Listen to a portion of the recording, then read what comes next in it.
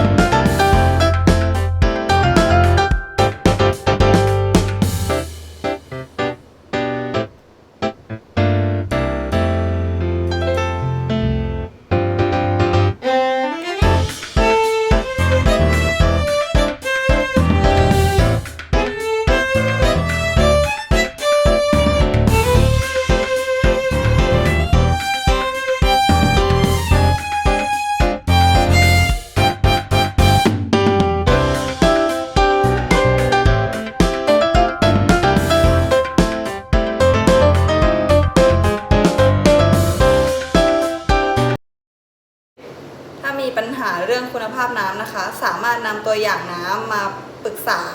อาจารย์ที่สาขาได้นะคะหรือนำตัวอย่างน้ำมาวิเคราะห์คุณภาพน้ำได้นะคะ